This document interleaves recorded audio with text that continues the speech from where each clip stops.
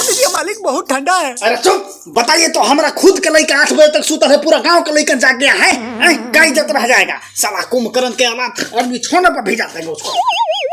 जिसका हाजी हम तो समझते थे कि मालिक आप ही का औलाद है, बाकी कुंभकर्ण कौन है? क्या? चुप साला। तेरी माँ की नागासाकी। अरे कुकुर, कौन है रे? तोर बाप। पापा हैप्पी न्यू ईयर।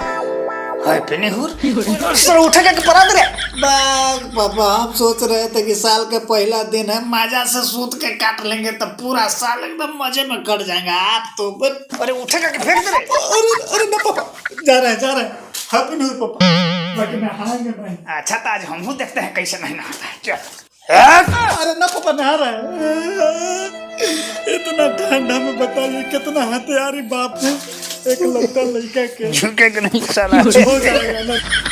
नहीं भी नहीं करेगा ये कथा।